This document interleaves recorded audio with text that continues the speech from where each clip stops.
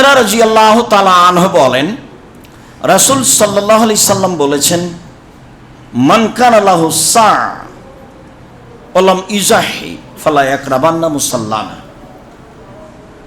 যার অর্থ সম্পদ আছে কুরবানি করার, সে যদি কুরবানি না করে তাহলে সে যেন আমার ঈদের মাঠে না আসে। এই কথা মুহাম্মদ সাল্লাল্লাহু আলাইহি সাল্লাম বলেন। তাহলে কি কুরবানি ফরজ? জি না, কুরবানি ফরজ নয়। আল্লাহ রাসূলের একটু জোর দিলেন মানুষ যেন নেকি করে। আবু বকর সিদ্দিক রাদিয়াল্লাহু তাআলা, ওমর রাদিয়াল্লাহু তাআলা মাঝে মধ্যে কুরবানি করতেন না। কেন? যাতে করে মানুষ কুরবানিকে ফরজ মনে না করে। তবে কুরবানি একটি বড় মাধ্যম জান্নাতের। বিশাল কুরবানি দিয়ে আল্লাহ ইব্রাহিমের সন্তানকে ছাড়িয়ে নিয়েছেন। সেই কুরবানি আমাদের কুরবানি। কুরবানির কিছু বিধান। জাবের রাদিয়াল্লাহু তাআলা আনহু বলেন, রাসূল সাল্লাল্লাহু আলাইহি সাল্লাম বলেছেন, লা তাসবাহু ইল্লা মুসিন্না, দাঁত ছাড়া কুরবানি করো না। পশু কেনার সময় দাঁত দেখে নিতে হবে। যদিও ছাগলের বয়স 1 বছর হলে তার দাঁত পড়ে যায়, গরু 2 বছর হলে দাঁত পড়ে যায়, ওঁট 5 বছর হলে দাঁত পড়ে যায়। সাধারণত বাচ্চা ছেলে মেয়ের বয়স 7 বছর হলে সামনের দাঁত পড়ে, এটা স্বাভাবিক বয়স। ভেড়া ভেড়ি, দম্বা দম্বি, ছাগল ছাগি 1 বছর হলে দাঁত পড়ে যায়। দাঁত দেখেই কুরবানি করতে হবে, এ কথাই ঠিক। আলী রাদিয়াল্লাহু তাআলা আনহু বলেন, রাসূল সাল্লাল্লাহু আলাইহি সাল্লাম আমাদেরকে আদেশ করেছেন, আন নাস্তাসরিফাল আয়না আল ওজনা, কুরবানি কেনার সময় দেখে নিব চোখ, দেখে নিব কান। কুরবানি কেনার সময় দেখে নিব চোখ, দেখে নিব কান। কান কাটা হয় না যেন, চোখ টেরা হয় না যেন, লেজ সুন্দর হয় যেন, খুর ভালো থাকে যেন। বারা ইবনে আজিব রাদিয়াল্লাহু তাআলা আনহু বলেন, সুইলা রাসূলুল্লাহ সাল্লাল্লাহু আলাইহি সাল্লাম মাজা ইত্তাকা মিনাজ জাহায়া, কুরবানি দেখলে কিনলে কি কি দেখে কিনবো, এটা আল্লাহ রাসূলকে জিজ্ঞাসা করা হয়। তখন আল্লাহ রাসূল বললেন 4টি। 1, আল আরজাওয়াল বাইয়িনু জালওয়াহা, স্পষ্ট ল্যাংড়া হয় না যেন। আল আওয়ারওয়াল বাইয়িনু আওয়ারহা, স্পষ্ট কানা হয় না যেন। আল মারিজাল বাইয়িনু মারাদোহা, স্পষ্ট রোগা হয় না যেন। আল আযফা আলাদিলাতুন কি, গায়ে গোস্ত নেই এমন হয় না যেন। তাহলে সব মিলে কুরবানির পশু কেনার সময় দেখতে হবে দাঁত আছে কি না, দাঁত উঠেছে কি না, দেখতে হবে চোখ সুন্দর কি না, দেখতে হবে কান কাটা নয় ঝকঝকে টকটকে কি না, দেখতে হবে পায়ে ল্যাংড়া নাকি, দেখতে হবে লেজ কাটা নাকি, দেখতে হবে শিং আছে কি না, দেখতে হবে মোটা তাজা কি না, দেখতে হবে রোগা কি না। সব মিলে দেখে পশু কুরবানি করতে হবে। অত্র বিবরণে বোঝা যায়। সময়ের গতিতে আরও কিছু বোঝা যাবে। আপাতত এই পর্যন্ত বলে আর একটি বিধানে যায়।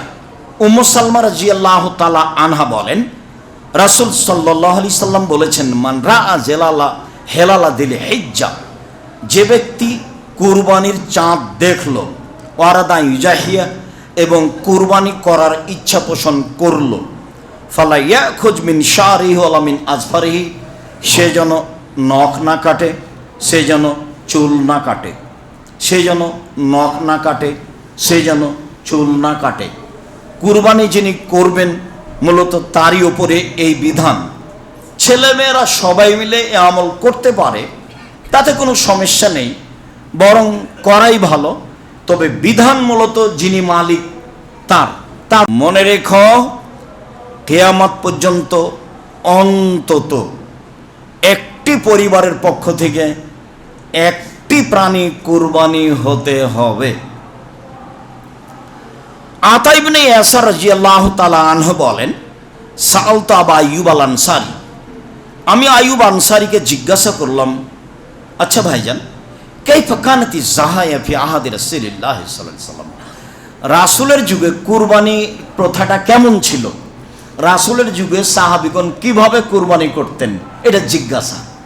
এখন আবু আইয়ুব আনসারী বিশিষ্ট সাহাবী, উনি বলছেন, কানা রাজুল ইজাহিবিসা, লোক মানুষ জবে করত একটি ছাগল, আনহ ওয়ান আহলে বাইতিহি, তার পক্ষ থেকে, তার পরিবারের পক্ষ থেকে, ফায়াকুলুনা ওয়া ইয়াতিমুনা, তারা খেত খাওয়াতো, খেত খাওয়াতো, খেত খাওয়াতো। এখন পর্যন্ত আপনার সামনে 4 থেকে 5টি হাদিস পেশ করলাম, সবই প্রমাণ করে ব্যক্তি ও তার পরিবারের পক্ষ থেকে একটি প্রাণী, ব্যক্তি ও তার পরিবারের পক্ষ থেকে একটি প্রাণী। হজের মৌসুমে তিনি কুরবানি করেছিলেন 100টি উট, 63টি নিজে হাতে করেছিলেন, বাকি আলীকে করতে বলেছিলেন। ওই বুখারী মুসলিমের হাদিসে বোঝা যায়, যেহেতু কুরবানি অনেক বড় নেকির কাজ, যার যেমন টাকা আছে সে তেমন করে নেবে, নেকি হিসেবে 10টা 2টা 5টা 1টা, যে যা পারে। সম্মানিত দিনী ভাই বোন, এখানে আর একটু কথা বলার পূর্বে আবারও পিছে ফিরে আসি। পিছে ফিরে এসে বলি, জরুরি কথা যে ভাগে কুরবানির প্রমাণে কোনো হাদিস নেই। ভাগে কুরবানির প্রমাণে আছে জন, ব্যক্তি। যদিও হাদিসগুলি সফরের সাথে সম্পৃক্ত, সফরের কথা না বললেও ব্যক্তি ও পরিবারের পক্ষ থেকে কোনো হাদিস নেই। এ যাবৎ 1990 সাল থেকে নিয়ে এখন পর্যন্ত 7 পরিবারের পক্ষ থেকে একটি প্রাণী কুরবানি করতে হবে এমন কোনো হাদিস আমরা অবগত হতে পারিনি। এদেশের আহলে হাদিস হিসেবে একজন বড় মাওলানা ছিলেন আব্দুল্লাহিল কাফি আল কুরাইশি রাহিমাহুল্লাহ, জমিয়তের প্রধান ব্যক্তি ছিলেন এবং বড় পণ্ডিত মানুষ ছিলেন। আল্লাহ তাকে মাফ করুক, তার কবরের শাস্তি মাফ করুক, তার কবরকে প্রশস্ত আলোকিত করুক। তিনি বলেছেন, একটি গরুতে 7টি পরিবার অংশগ্রহণ করবে এমন কোনো হাদিস অবগত আমি নই।